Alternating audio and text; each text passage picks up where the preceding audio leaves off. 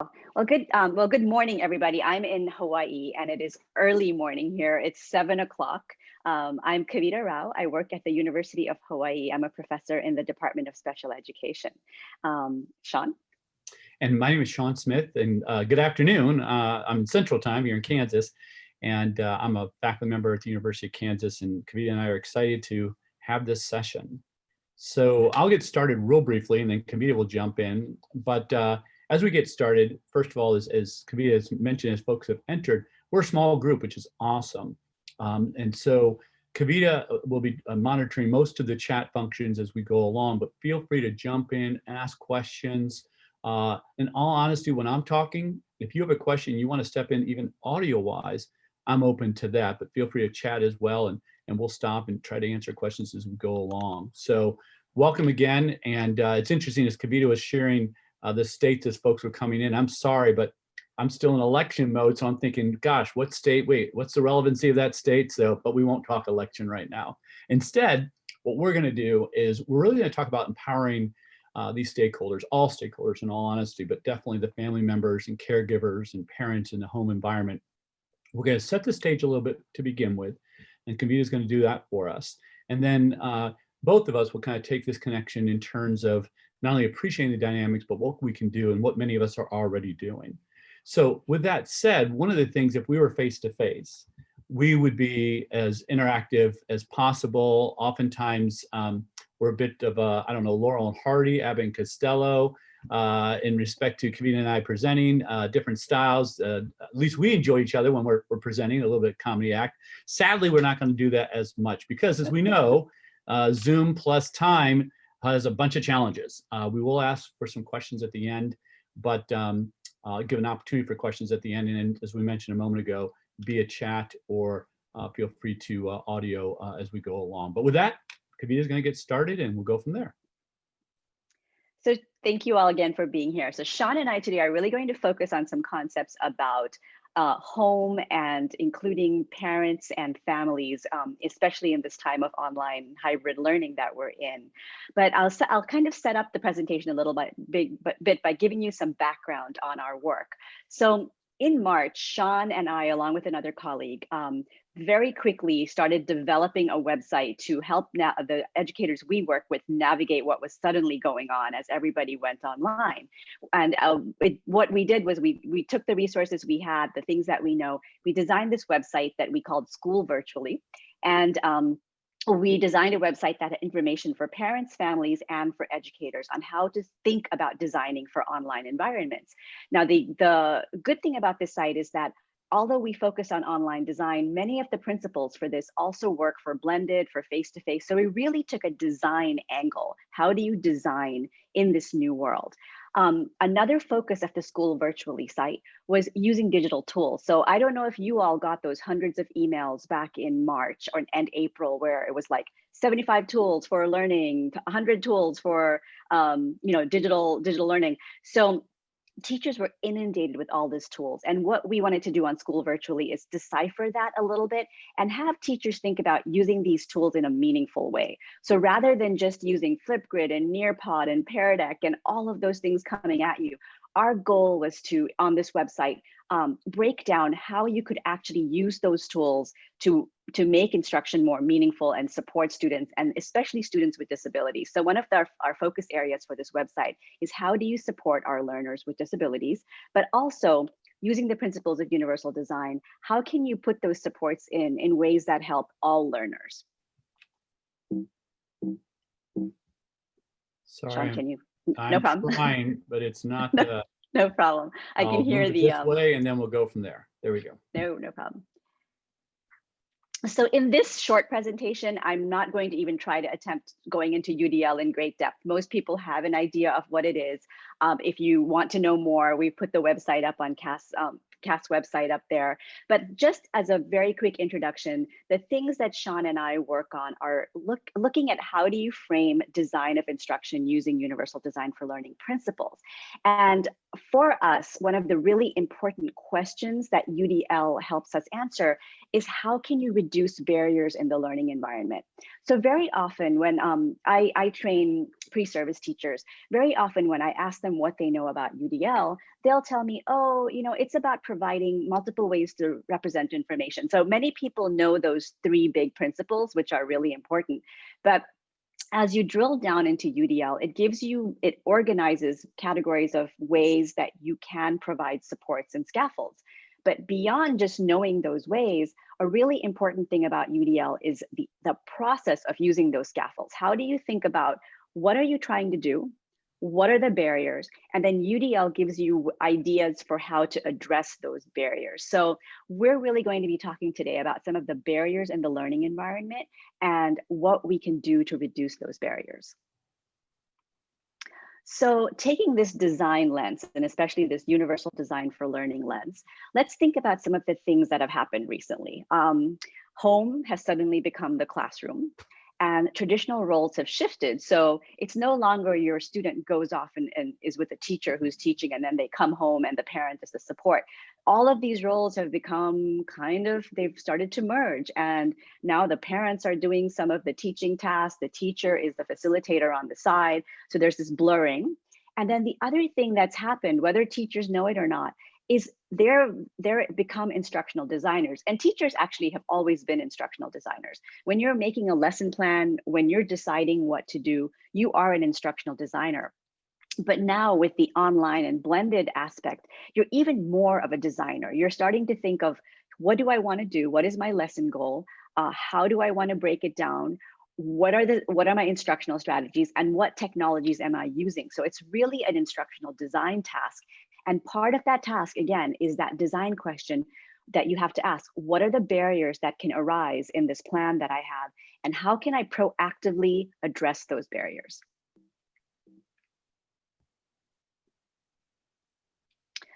So there's many different types of barriers, but just for ease of kind of categorization, we've broken them down into kind of three main types of barriers that our students face. There's academic barriers, of course. There's barriers for executive function, which is the processes of learning. I'll talk a little bit more about that on the next slide. And then the learning behaviors, how learners learn, how they approach learning themselves. So next slide, Sean. And so here's a chart. This is not by no means meant to be comprehensive. This is not every barrier that there is in learning, but these will just give you some ideas of the types of barriers we're talking about.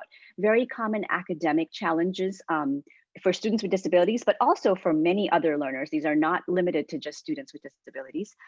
Common barriers will be the reading and writing barriers are very common. And those literacy barriers they permeate through everything, as you all know as educators.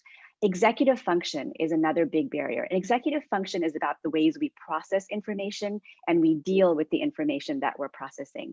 So for example, it's understanding expectations, remembering what the teacher told you to do, remembering how to go through a step-by-step list of things that the teacher wants you to do, even knowing when to stop and ask for help, in contrast to just being like, I don't know what I'm doing, so I'm going to quit this task.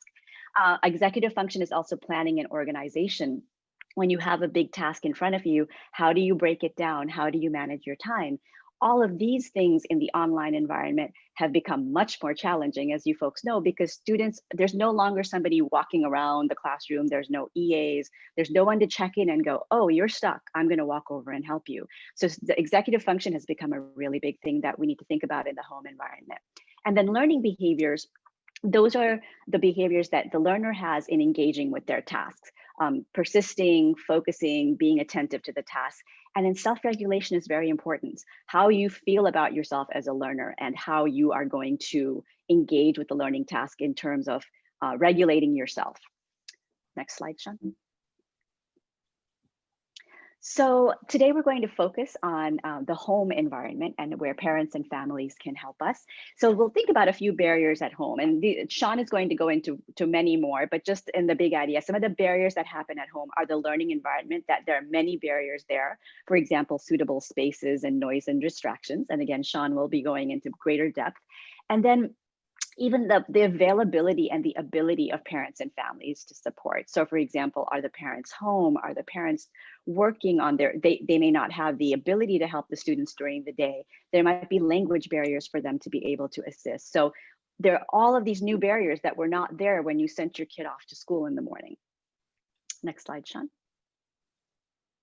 So today we're going to focus on some big ideas on where parents and families can really come in and help, but also what we as educators can do to engage those parents and families and bring them into the process proactively. So Sean is going to go into great depth about how to make information and expectations clear and comprehensible for parents and families. Talking about how to build in resources as educators, as instructional designers. Where can we build in things not just for the student, but also things that will help the parent? And then also establishing communication lines with parents and families in timely and relevant ways that work for the parents and families. So Sean is going to be giving you a wealth of resources today around these different ideas. So Sean, I'm going to let you take it over. Well, sure. So good afternoon and good morning again. And so a couple things as we continue on to this journey where Kavita and I are visiting with you about. First of all, we know that some of us are remote, some of us are fully face-to-face, some of us are hybrid, some of us are a mishmash, some of us were fully face-to-face last week and now we're going remote this week. I know it's changing with the spiking going up and we're all over the country, so lots of different things. So therefore, as we talk about this, I know in terms of contextualization, we just know it's not the fall of 2019, right? We know this is a very unique time period. So the connecting the dots and the examples offered, I know folks will have to think about, well, wait a minute, no, I'm fully face-to-face, but I'm wearing a mask and I'm not prompting and some of my classes with me sometimes and other parts of my class are down the hall. Fine, we'll make connections there. At the end of the day, the use of our caregivers, our family members, the adults in the home, and going on, I'm going to try to use them as caregivers because they could be mom, dad, they could be mom, dad, grandma, grandpa, aunt, uncle, you know the list. So we'll just call them caregivers. That's an aspect just to consider and realizing that we have a continuum of what we're trying to do. Number two, while Kavita shared that we started this school virtually back in March, a lot of our work not only has been going on for the last several months, but also predates the pandemic when it comes to effective hybrid, blended, fully online for a variety of learners, including struggling learners and those with disabilities. But even though we both tend to center on those individuals, what we're talking about, as Kavita's mentioned, is really for a variety of learners. I want to emphasize that. All right, with that said, and I can't get my Google presentation to go, one of the things I want to emphasize right from the get-go, and I just love Calvin and Hobbes. And for those of us that are too young to remember Calvin and Hobbes, Google it. There's some great comic books to purchase. But at the end of the day, while this doesn't truly represent it, and you're having difficulty listening to me because you're reading the cartoon, but this idea that, wait, mom and dad or the caregiver at home, my goodness, what are we asking for that caregiver to do? What are we expecting that caregiver to do? And I know it's been varying. I know it's been altering as time has gone on from what happened in the spring to what's happening in the fall. And what I wanted to do in terms of reflecting on that is the fact that just mention, regardless of the continuum we're on, there's been a bit of a role change. Our caregivers at home are increasingly being the eyes and ears for us, be it the fact that the child's fully online and we want to know how the day went, be it the fact that we don't have enough time face-to-face to do some of these things, so we're asking a little bit more in the home environment, be it the evenings or on the weekends, or be it the fact that they were with us Tuesday, now they're remote on Wednesday. You know, what is taking place? And so we need to empower those adults in the home to be able to facilitate that aspect of eyes and ears. They're observing the challenges. They're seeing if it's a good day or a poor day. They know what's working. They know what's also not working. And so I know we all are doing this already, but that's an aspect I just want to say as we get, we get started. And of course, the other aspect of the caregiver at home is the fact that prior to the pandemic, and many schools are still referring to them today as a learning coach, we have a role for the adult in the home. And this role is changing, okay? And we'll reinforce that in just a moment. But I want to reinforce the fact, this idea of a learning coach. And I'm actually going to define that here in just a moment and move on.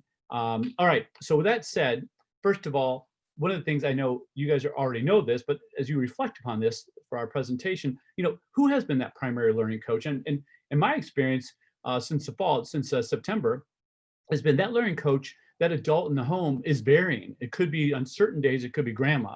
On other days, it could be mom. On other days, it could be dad. On other days, we know, especially if we're doing, let's say, live video conferencing, we're not exactly sure who is in the home at the time because, of course, people are working, schedules are changing, et cetera, et cetera. But the questions I know you're answering are the fact that you know what role you're assuming that they take. You know what their expectations are. You know right now how you're empowering them. You know how you're communicating with them, et cetera, et cetera. I want to reinforce elements, give you some ideas, some additional suggestions, some tips and ideas there. So that's what we're seeking here. Okay. Now, as we get into this, still a little bit of an introduction, the other aspect I think we all appreciate is the fact that prior to the pandemic, we had versions of this. Then depending upon where we work, it's another continuum. But overall, nationally, prior to the pandemic, there was very much a school to home type of interaction. I think of a principal. I sit on several site councils. I have 4 children, and I've sat on their site councils at the elementary, middle, and secondary. And this was I can't recall if it was elementary or middle principal that said this to me one day at one of these meetings and said, Sean, I think it was middle school, 6th, 7th, and 8th. Sean, I really don't care if I ever see a parent in this building. I'm fine with them getting the child to school and picking them up. As long as they do that, I'll take it from there. And I'm thinking, well, wow. Well, when he said that, I was like a bit of a shock because wait a minute, there's a lot of literature on the power of the family member. But okay, but I imagine if I could get a hold of that principal today, they would be very different because of course, we're not just information dissemination. We're just not pushing out updates. We're looking for that interaction. We're expecting that interaction. So it's switched from a school home to a home school or school home homeschool type of that interaction, which is really, really critical. And I know many of us are living it. So I just want to kind of reinforce as we set the stage. Now, this is hyperlinked. And Kavita, if you want to, go ahead and share our presentation in the chat box, or Jessica will share it out to you. This is a Google slideshow, folks, so it's all interactive. But I want to reinforce the learning coach prior to the pandemic, when it came to hybrid, blended, and fully online, were critical. And you're like, the learning coach, what? Critical? Folks, fully online, millions of students prior to the pandemic, thousands of teachers, they would say at the elementary level, the expectation for most fully online schools across the country, they would say on average, they expected the caregiver to be involved at the elementary level 4 to 6 hours a day. At the middle school level, 2 to 4. Now, many of you probably are familiar with that, and many of you are saying that's impossible now. I totally agree with you. But prior to the pandemic, remember, fully online was somewhat voluntary. I only mention it out loud because if we go, and I know many of us are already working in this environment with that, we know the caregiver at home has a role. And I'm just sharing prior to the pandemic, of course they had a role, and it was a necessary role and a critical role. So what are some of the things they did? And by the way, this is hyperlinked to some of the things the learning coaches and fully online have shared. They're a communicator. All right, so they're communicating with us, and many of us are communicating lots of different ways. I appreciate that. I know that. Okay. They're also the caregiver at home is that organizer in chief. Now, depending upon our child, and Kavita was mentioning executive functions. I love I spent the summer working with a lot of schools and getting ready. And one of the things I heard throughout the spring and getting ready for the fall was we didn't know executive function skills. We didn't know exactly what they were, or we didn't think they were particularly critical. And then all of a sudden, March, April, May, we realized, oh my gosh, our students don't have these skills. And I've heard a lot of educators spending time this past fall really focusing on these organization things, because even in the hybrid world, are they going to be able to get it together and get it done? And the list goes on. In addition, master scheduler. So we're expecting that caregiver at home to be able to facilitate that, particularly for our elementary and middle. But honestly, we have a lot of high schoolers, and I have one included, typically developing sophomore, and we are her master scheduler. Yeah, she thinks she can roll out of bed and be in class within 15 minutes fully online. It's not going to happen. And then, of course, time with other things. So anyways, that master schedule is critical, another role. Another role, depending upon where we are, is the fact that we need to be attending. We'll move on from there. That's another element for some of us, maybe not for others. But wait, folks, there's more, right? We know this. And that is, we're also looking to a caregiver at home to help facilitate elements of monitoring comprehension, particularly at the elementary and middle school level. They're contacting, and they're supposed to be contacting us educators when things are going wrong. And by the way, when they're contacting us, they need to be able to clarify what's going wrong. And besides, well, they're just not getting it. No, no, no, no, no. You've done some problem solving when you connect with us, even if you're hybrid, or of course, fully online. You're the master encourager, your engagement, et cetera, et cetera. So I only mention these things because to be successful in the fully online or hybrid or blended, prior to the pandemic, we knew the learning coach was necessary. And many of us are empowering the learning coach in a variety of different ways. So I just want to reinforce that as I get into some ideas that I believe are critical as we move forward. All right, so with that said, oh, and by the way, overall learning coaches, everything from assist with lesson implementation to the actual lesson. They may be accessing materials, particularly for struggling learners and those with disabilities. They may be ones trying to problem solve some of the potential barriers, some of the material barriers, some of the expectations in terms of assignments. And of course, then we get into the technical aspect with devices and things of that nature. Many of the things you guys have been problem solving since September that, of course, the learning coach has a role in and ways that we can empower. So with that in mind, one of the things I think is critical. So tip number one for me, and actually I have 5 tips that go beyond here, but big idea for me, number one, is the fact that we need to be facilitating this interaction about the big ideas. So back to that universal design for learning aspect that Kavita was mentioning. It's critical for us to be, when we're planning and designing as educators, of course, identifying potential barriers, but also empowering the adults in the home to facilitate where some of those barriers may be. It may be with scheduling, it may be with organizing, and maybe with accessing some of the materials.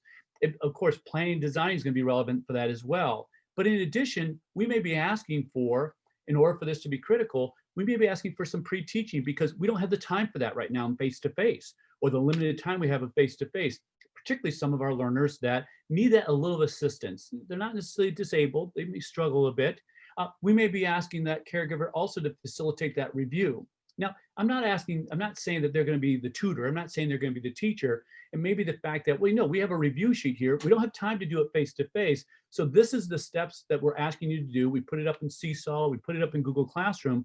But when we communicate it in Seesaw or Google Classroom or whatever learning management system we're using, we as educators are probably realizing, wait a minute here, we're not only empowering the student from afar, but we need to empower the parent. So we need to create a video of this for the student, but also for the parent. And I'll get to that in just a moment. It might be also the formative assessment that we're doing more regularly. We're using things like Google Forms. We're using things that are built into Seesaw and our other learning management systems. We're using IXL and other content management systems where we're getting a lot of rich data, formative assessments. But in order to facilitate that from afar, again, that caregiver may be engaged in making sure, one, it's done, two, in terms of taking a look at that data to maybe make some adjustments, and everything in between. And of course, organizing and scheduling, we could spend all day on that and how critical that is. And I know many of you, when you talk about engagement at times, my goodness, I can't engage my student from afar. Part of it is it's not organized, it's not scheduled, they can't get the camera on, they're missing this, they're missing that. And part of it, is it engagement, is it organization, is it scheduling, et cetera. But I mentioned the universal design for learning, and of course, Kavita led with that, as this is a way to think about planning and designing. This is a way to think about planning for engagement. This is a way to think about planning for those multiple options for representation. And so that's an element we need to think about as we facilitate this and empowering that caregiver. All right, so for those unfamiliar with UDL, you have a link to that on a previous slide. I'd urge you to consider it. It's a great way to be thinking about empowering parents. But let's get into a few things, okay? So let's start off kind of easy and we'll go from there. First of all, my learning management system is my friend. Now, many of you I know are using Google Classroom, and others maybe at the elementary are using Seesaw, and there's countless others. And of course, many of you are using content management systems to go along with it. You might be using Khan Academy that has that full content. It has formative assessments at the end.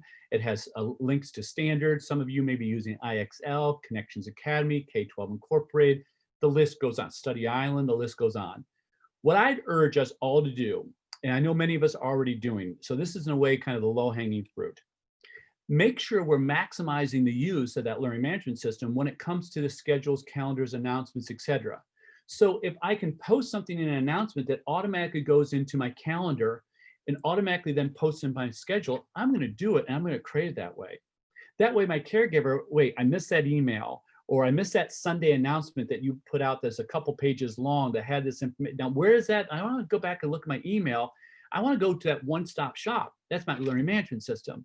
So I'm going to give you access to that learning management system. If I haven't already, I'm going to create a video of how to use that learning management system. And by the way, I'm going to create that video and target you, caregiver. Now, can my students use it? Certainly. But I'm also going to do it in a manner that the caregiver is using this. Now, of course, you're probably already there, but I'd urge you to continue. I use something called Canvas and Blackboard. This fall, and I continue to today, I'm trying to learn all the ins and outs features to really maximize the coordination for my undergraduate and graduate students, very independent learners, et cetera. And yet they still are telling me, and I do every couple week feedback, they're still telling me they're confused about where's this, where's that. So I'm trying to maximize using the system, so I'm limiting confusion and maximizing the learning experience. So if you may not have time for this now, folks, winter break, it's one of these things to come back to. And I can't urge you enough to really consider elements that archive. Think of it, it's automatically there, and then I've missed it as a caregiver. I know where to go to find it, so I'm not lost, I'm not confused, etc.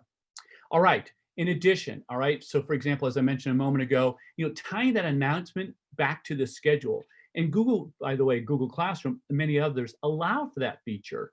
Or for example, embedding the directions in the activity. And that could be everything from, I put an activity together with, let's go with Google Classroom again, Google Slides or Google Docs or things of that nature. Well, I can embed audio in that. I can embed a video in that the student could look at and then delete as they move on. Well, the caregiver can look at that as well, and they can observe it and move on. Folks, I have 4 children, as I mentioned. I have one with attention issues, major attention issues. He's a freshman in college. And right now he's moving along, as far as I know, quite well.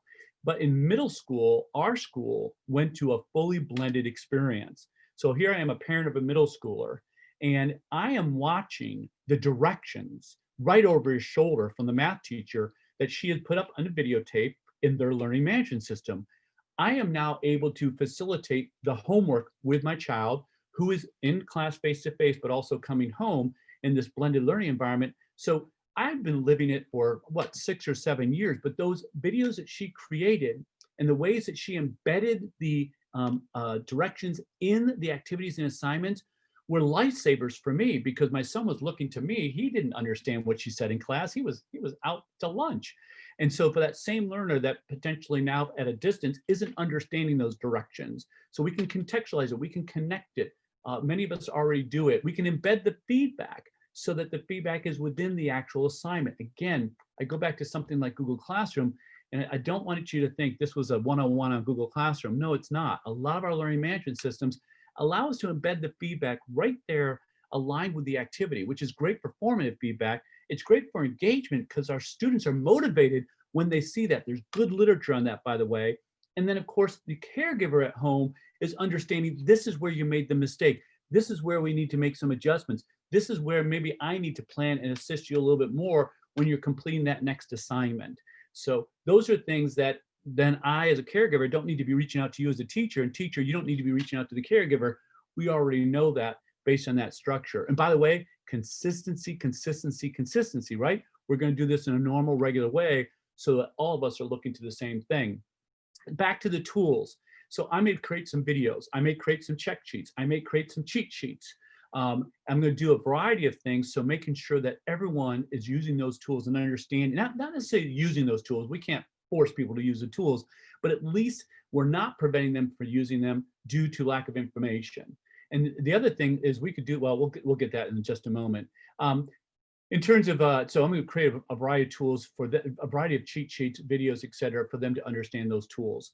I'm going to make sure that I give options, but redundancy is not bad. I might provide something here and then in another place and another place. That redundancy is not bad as long as it's consistent information. And then again, remember, feedback to the student is like feedback to the family member. And that is so powerful for the caregiver to then be more independent to facilitate and support their child at home. And I'm seeing this time and time again with the educators I'm interacting with and the family members I'm interacting with. And by the way, particularly, I interact with a lot of family members of kids with disabilities. As I said, I have a child with a disability. Actually, I have two children. I have a son with Down syndrome. And so I'm part of a huge family network across the country. And I'm hearing continuously from them how critical it is that, goodness, they're giving feedback to my child. I'm now, as a parent, able to help my child because of that and work fairly independently. Now, I mentioned LMS is my friend, but video is my friend. And I know many of us are already using video. Some of us are using Screenmatic, Screencastify, Camtasia, Loom, whatever it may be. But we're embedding our video in there with instruction. I call those breadcrumbs, you know, Hansel and Gretel and all that. But where I'm going with this is the fact that I'm going to provide, with any assignment I provide, any activity I provide in my online class or my blended or hybrid class, I'm putting up a visual, and it may not be a video of me. It's not going to be me probably most of the time. It's going to be capturing my screen, highlighting elements of what the assignment is, walking through the steps, making sure that there's no questions, or at least limited questions, in what I'm expecting. I'm giving that to my student, but in the process, my caregiver could look over my students, their child's shoulders and understand what it is. And again, it could be assignment basics, it could be goals for the day. I'm embedding it within the LMS. The list of things goes on. And again, these are desktop capturing softwares. Many of them are for free. I can edit with them. I can add elements in there. And they're not necessarily having to see me. Rarely am I showing myself. It's rather, I'm showing my LMS system. I'm capturing screens of that. I'm showing elements of the assignment. I'm giving illustrations, things of that nature. And it goes on and on and on. But video is very much my friend in this instant. All right. Oh, and by the way, there's some of the systems I use. I love Camtasia. It's about $100. A lot of folks are using Loom today. Why do I like Camtasia? I love the editing features because I find I need to edit in elements. I want to bring in still images. I want to bring in narration, things of that nature. But again, whatever you use is fine, but find something you're comfortable with and create, because video is very much aligned with that. And by the way, I don't want to leave you out there. So these, when they're underlined, they're all hyperlinked. This is a great YouTube channel from a colleague, Josh Stock. Josh Stock is a middle school ELA teacher in the greater Kansas City area, but he is also an author of an ISTE publication. ISTE is the International Society for Technology Education. It's got tens of thousands of members. And he has a book called Awesome Sauce. And it talks about how to use video as an educator. But then he's created a number of YouTube videos about how he creates video and uses video. Everything from being at his dining room table with some cardboard that he put aluminum foil on it to make it a bit lighter, to things he does in his backyard. So he's awesome sauce, but he offers some really good examples. And of course, when we use video, it's not only just to simply offer that overview, but we can offer explicit instruction that we could model and then have modeled by a caregiver at home to further facilitate, extend, rewind, whatever it may be. We can offer those visual examples as something that we may have done face-to-face, but to extend back at home as well. We can offer the prompts and supports and scaffolds. Those are all could be supported, embedded with what we provide, but also modeled to our caregiver at home to say, this would be great if you're looking to extend. Let me give you a brief example. Many of us prior to the pandemic at the elementary level would ask parents to read to their children. Great. I want you to read so many minutes per day. We had reading logs when my children were younger. I had to put down the title. I had to put down the number of minutes per day, et cetera, et cetera. Well, in today's reality, I'm seeing more and more educators creating short little videos to say, when you sit down and start reading with your child, ask these questions, and they offer a video model of that. Take a look at the picture book and then have them do the following prior to them getting started. They're just showing some basic ways of working and decoding phonological awareness, and also just thinking about the reading. So they're creating videos of this so the caregiver then watches this and mimics it at bedtime or whenever they do the reading. So these are awesome ways to use video. And again, Josh offers some examples. Now, the other thing many of us have been doing, and I'd urge you to continue to do, are these virtual office hours. Now, I know virtual office hours have limitations. I just signed up for a virtual office hour with one of my child's teachers. She's a sophomore in high school. He's going to give me a limited time. Now, he's not done the following, but I'd urge us to consider the following. And that is create some forms, folks, create some processes, get it structured around things that you know are generally questions that parents are asking or in need of support of, or caregivers are asking or need of support of. That way, I'm prepping as a parent based on the structure you're giving me. So when I come into these virtual office hours, it's not, oh gosh, you know, my daughter has the following, and it's you know, just spend 5 minutes of a very limited time period trying to share. No, no, no, no. I've gotten things organized. I've gotten things fairly down to this is what I'm seeing. And so I'm communicating that to you very directly. Now I could do it verbally. So in the office hours, you've organized me to get myself organized. I come in as a parent and now I know exactly what to share with you. Or maybe we do this virtually where you're completing a form that I've created for you as an educator, you the parent. You complete it, I take a look at it, and then when we do the virtual office hours, we're problem solving right away. Oh, and of course, with problem solving right away, why don't we create some some frequently asked questions, which I'll talk about in just a moment. But let's structure those office hours. But I also believe we need to maximize those. We need to offer those more regularly. Yes, more time on our part. But if we're expecting any involvement with a caregiver at home, which again, I don't know how we're not, these are good problem solvers. These are good proactive things to facilitate.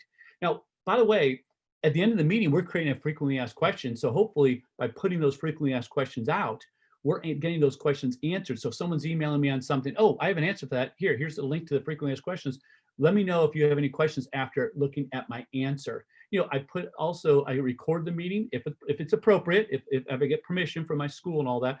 I record the meeting and post those up as well. And maybe it's the fact that this virtual office hours, this Wednesday, I talked about the assignment coming up, or next Wednesday, I talked about the following. And so now I'm putting those up as topic titles so folks know to go in and take a look at those and as an archive, okay? So, and again, I could go on and on and on. Virtual office hours also, folks, to me, I can create rooms where on certain topics, I can facilitate those things. Now, each school is a little differently, I know, and you have district policy, but the technology allows me to connect parent with parent. They can do some problem solving and do it proactively versus reactively. You know, let the caregivers know that they're also not alone by interacting with others. That's a huge thing, especially in this fully remote or a fair amount where we're relying on the caregiver to a degree. Let them know that they're not alone, and again, potentially establishing that network. And by the way, prior to the pandemic, fully online learning, a lot of schools did that. They engaged parent to parent. They would actually create things where they were actually face to face. Now, of course, we don't want to do this in the social distancing environment, but we put them together virtually to allow them to problem solve and support themselves. Huge network. We do that, of course, with parents to begin with. All right, now we're running out of time. I've covered a bunch, but I want to get into some specifics in terms of 5 things I've tried to capture. And I'm not going to go cover all the slides. Kavita and I were kidding, or she was more, you have that many slides, Sean? And I was like, no, I'm not doing each slide, but they're there for your leisure when you have a chance. But what I want to reinforce is the fact that if I already haven't, is that when we're empowering the caregiver and the student, we're going to try to reinforce what the big ideas are for that day or for that week. And I had a visual up earlier for a map, and I want to reinforce that. Why are we giving the big ideas? If we don't have a map of where we're heading, then how do we get there, right? By a car or by bicycle or walking. So why wouldn't we do that the same with a caregiver? Hey, this week we're trying to achieve the following, and many educators are providing some sort of Sunday word out there that they're creating actually maybe a couple weeks beforehand, and then they're editing and they're putting it up. They're putting it out as an email. They're putting it out as a video. They're putting it in the learning management system. And many times they're doing all 3 or 4. And that way the parent that week or caregiver that week understands, oh, these are the essential things we're reinforcing for this week. So Tuesday evening, when I have time to reinforce something with my child, or Wednesday morning before I head off to work, this is something I'm going to reinforce. Or these are the essential goals that are critical for this day or this week or this month. So chunk it, organize it, convey that to the parents you're working with. Now, the other thing, of course, as we mentioned, notes to home, video directions, practice guides, checklists, et cetera, et cetera. But with that said, I wanted to get into a few things, and then we'll get into some Q&As. And Kavita, I expect there, Kavita, have there been any questions yet? Do we need to make sure we're spending some time on that? No, Sean, the chat box Okay. has, I think you people have been captivated, so no Well, I want to questions. remind you that pop into the chat box to ask questions, especially if I'm not covering what you're hoping to, or Kavita and I have not covered what you're hoping to. So, all right, with that said, let me give you a few ideas. Now, of course, many of us are already there with design the learning space. And yes, that's the group out of Waco. And wouldn't it be phenomenal? I mean, I don't know about you, but I Googled back in March and April. It was like, okay, what's a good home learning space look like? And it was like, yeah, HDTV came in and spent thousands of dollars. But really, folks, it is as simple as the fact that we know what a classroom, we have control over classroom. We know what we want the classroom to look like. We're doing it right now in our face-to-face or hybrid. So what can we do to facilitate to the home environment similar ideas? So for example, furniture. Yeah, they're not going to have the same furniture we have, but if we're not reinforcing this, and honestly, I'm seeing a lot of educators that haven't spent the time to think about, that bed the child's spending a lot of time on, or the floor. We really need to think about dedicated space. I'm talking to our neighbors up and down the hall, up and down our cul-de-sac. I'm working with educators across several states right now, and this is an area that we seem to be forgetting about, or we're also forgetting about things that what we already utilize in our school environment. Why wouldn't we, if they're really critical, make them available as digital walls in our digital environment? Or for some of us, these are the things we print off for some of our struggling learners, and we send them home. And we suggest, mom and dad, put it here, put it there on that dedicated desk that you have. It might be in the corner of a kitchen. This is where I'd ask you to put it. Maybe we'll do some lamination. I'm seeing schools and some of those critical ideas for that would be falling into PBIS and things of that nature, or basic alphabetic principles, et cetera. They're printing those off, or at least making them available digital, and then they're telling caregivers how to utilize those things. But they're also then working with caregivers on, hey, here are some distractions to think about. Yes, it might be problem solving as we go along. And that is, we're on a live Zoom and we're seeing distractions all over the place. And then this is things we're talking to the caregivers about. And not necessarily trying to have the child solve it, but rather working with a caregiver to solve some of those ideas. And there's a host of things that we're probably seeing, so proactively do that. Now, I have a lot of things here that I don't expect to go over, but a couple of things I do want to reinforce. One is pets. I'm seeing it constantly as a distraction. There's a time for our pets, but maybe it's the kennel or the laundry room or down in the basement while learning's going on, and maybe it's a bit of a reward. So that's an element to consider. The other thing to think about is Wi-Fi. I'm doing this in my own house. I know countless educators are reinforcing this, and that is the following. They're helping caregivers to understand that, all this learning that you're doing, especially the asynchronous, you don't have to be live for this. You don't have to be online. So they can download and then work independently. Why do that? Well, because they're working independently and a lot of distractions, including the computer. I can turn off the Wi-Fi, unplug, turn off the power source. As an adult in the home, the child no longer has access to Wi-Fi or the distractions, and now they're working fairly independently, hopefully. Or, that cell phone, I can turn off the cell phone service. It's as easy on my app. I just open it up, turn it off for that phone, turn it back on later. That allows the individual to focus more so. So a lot of different things we can do in the environment. Number two, behavioral consultant. The behavioral consultant is critical. Now, what do I mean by that?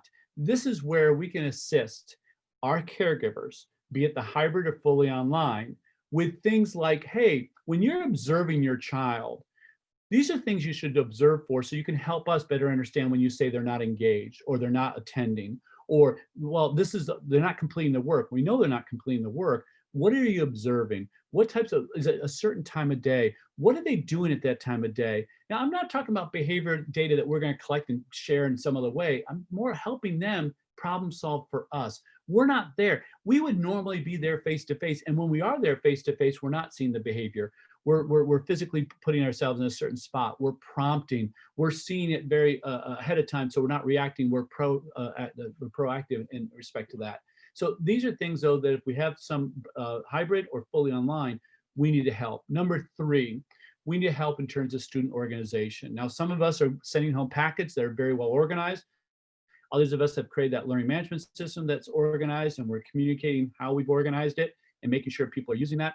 It could be a variety of downloads for organization. It could be the fact that we're recommending, folks, these are the colors I'm using at school. I'd recommend using certain colors at home as well for organization. The list of things goes on. I have a variety of things here to do and think about. Some things that are hyperlinked. I'll let you look at that at your leisure. Okay, with that said, we also have to think about the educator as director of engagement. And for those of us that are old, like myself, and you think of Julie and the Love Boat, and you think, yes, and I had a crush on her. I think I was a sixth grader, but we'll just stay there and move on. The idea, though, is we need to help our caregivers be the director of engagement. We need to help facilitate that. And I'm just not talking recruiting interest. I'm talking about helping them persist in their activity, helping them self-regulate as learners. And these are things we can do. So I have a few ideas, everything from alter the way we represent information. That's back to planning and designing that Kavita and I were talking about. But also the idea of virtual experts. And I mentioned there is the fact that, we as educators can make connections to that expert, that maybe it's grandma, grandpa, maybe it's someone else out in the community that they're virtually connecting with for an assignment, for a research project, for a host of other things that then gets them motivated. There's a host of other things to think about. And then finally, the thing I wanted to emphasize is that physical aspect. We tend not to think about it within the hybrid fully online. And yet I very much thought about it coming in today, because I go and teach it here in a few minutes. So normally when I'm presenting, I'm standing up. I have a desk that allows that to do it. I'm at home. I'm usually at home. I'm in my office today, which I'm rarely in anymore because I'm doing a lot of remote teaching. And I need to stand up when I'm presenting. I need to be active. And here I am sitting down. Oh, big deal for me. But for the students we're interacting with and for the adults that we're interacting with, I was just talking to a colleague the other day about the fact that, it's getting colder. His running's becoming a little more challenging, but he doesn't trust the gyms. So what are we doing to facilitate it? And we know physical activity helps with sleeping. It helps relieve stress and anxiety. And do we not have stress and anxiety today? Oh my goodness. It improves attention. It develops confidence. And so I've offered you a host of ideas and different tips and tools to consider with physical exercise, that is what we could facilitate off to the caregiver. We don't have the time. We don't have the gym available to us. We don't have the movement of students. We're moving instead of the students because of COVID. So these are things that we can facilitate with the caregiver to think about, okay? All right, with that said, I'm running into time, but what? I will mention one thing since this here, and then we'll give you a few minutes to wrap up. Some of us know what a marathon club is. This is a good example. Marathon clubs, for those of us who are unfamiliar with it, at the elementary, middle school level, schools across the country do this in face-to-face, and that is they'll have before school one day, after school another. They'll have a bunch of parents out there, and they'll use the school grounds, and they'll have students basically walk or run for a certain amount of time before the beginning or the end of the school day. In doing so, they record how much they did, half a mile, quarter of a mile, a mile. When they reach the 26.2, they've actually run or walked a marathon. It may take them most of the academic year. Well, this is the type of thing as an educator, I could map out in the neighborhoods and say, hey, if you start from this point in your neighborhood and go to this point, that's a half mile or a quarter of a mile. Mom, dad, caregiver, these are things you guys could be doing in the afternoon, in the evenings. These are things you could be doing on the weekends. Let's record it. I'll create a Google Sheets and you can record your times. And then we'll have a virtual celebration when you meet that marathon. We'll send you home a t-shirt. We'll send you home a sweatshirt that says Marathon Club and you're a finisher. Some of you may get 2 or 3 of these because you may do 2 or 3 marathons in a year. These are great ways that we can facilitate that exercise from afar with the caregiver and that type of structure. Okay, so with that said, deep breath on my part. I apologize for the speed. I always feel I'm limited in terms of time. I hope I've given you a few ideas. I'm certainly open for questions. Kavita and I are open for questions. There are email addresses. And let's see if you do have a question for a few minutes. And then we have one last thing that the Aurora Institute is asking us to do. Sean, I will jump in real quickly. Brian, who is joining us from Singapore, it's 1 a.m. his time. He's a student teacher, has posed 3 questions, and I answered a couple in the chat box, but I will read one of his questions that maybe you can address. Sure. His 3rd question was, there seems to be an assumption that all caregivers are available mentally, emotionally, and physically to help with virtual classrooms. How do you advise that we educators work with these parents? I think the variability of the parents is what Brian is getting at. No, Brian, good example. I'm going to answer that with an example that sits in my own home. My youngest sister is a single mother of 3. She has 2 children, 2 siblings, 2 children that have autism. One is significant, the other is what would have been referred to as high functioning. She works remotely, but she works, and she works a good 50 hours a week remotely in her work. So she doesn't have a lot of time. And she wants, especially the child that is the elementary age, he's nonverbal. He communicates, but he's nonverbal, and his communicates more through behavior. Oh my gosh, I'm trying to work. I'm trying to take care of my 2 other children. I've got this nonverbal elementary student. I want him to be at school, but when he's home with me, oh my gosh, what am I doing? And that's where the educator, and this is a micro example, but he's done everything from in his virtual office hours, he's been very explicit and very specific about how to structure a certain part of the environment for him to be more available for learning.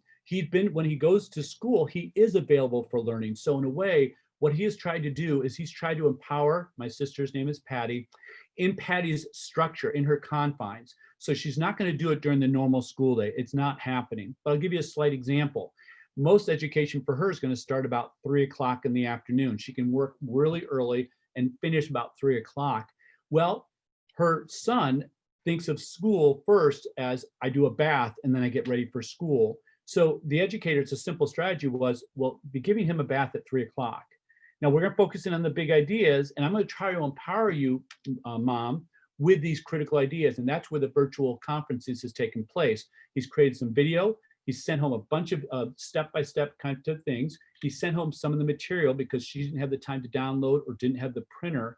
And then he worked on times for these big ideas, but also adding in tips about when you take him for a walk, make sure that he's stomping his feet this way. It'll get him better prepared for learning. Is he doing a normal school day? No. When he's remote, he's doing much less. But the big ideas is what the educator is focused on for what Patty's capable of. Is the student getting the same thing that he would normally get face-to-face? No, he's not. Is he getting nothing? No, he's not. So in this micro example, the educator has worked within the confines of what the parent's been able to provide, a single parent working full-time with 3 other children, but also then tried to empower her through video, through step-by-step directions, through tips like, oh, if he sees learning as a bath first, make sure you give him the bath first.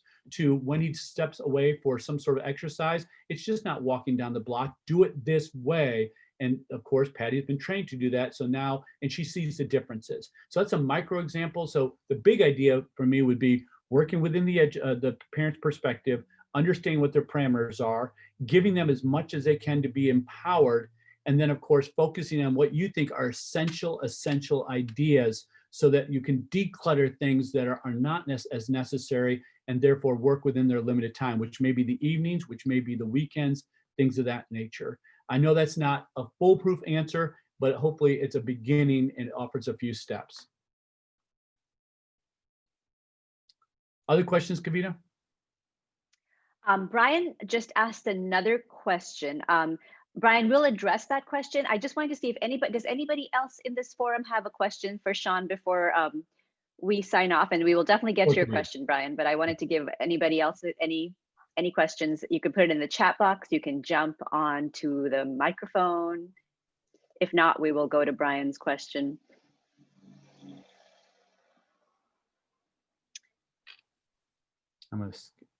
Yeah, I'm not seeing any other questions. So Brian asks Sean in the chat box.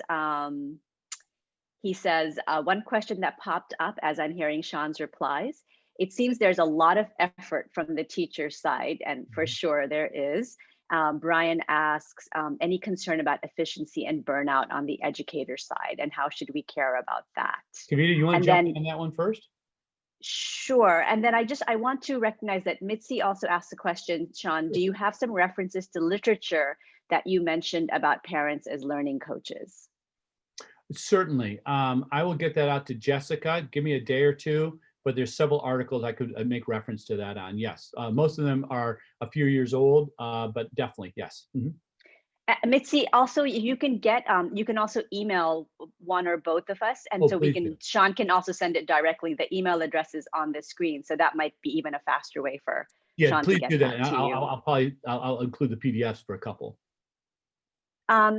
So just going back to Brian's question really quickly, Brian, of course, the teacher burnout, I think, is big in so many ways right now, whether it's the amount of time it takes to design for online is it's a different effort. You're doing a lot more upfront. So I think these issues really do have to be something that we as a society are aware of, that administrators are aware of, that that teachers are given kind of that the time and space, which is very hard right now because we're in such a reactive mode. But as we move forward beyond this pandemic, I think what this has taught us is that teachers need to be skilled up in many ways that we as teacher trainers have not been teaching so far, because we've been teaching for the traditional environment. So I see in the College of Ed that I teach at, we're integrating how to teach online as part of our teaching practices for our students. And so I think some of that is going to just come out as people start understanding what it takes to do this kind of effort.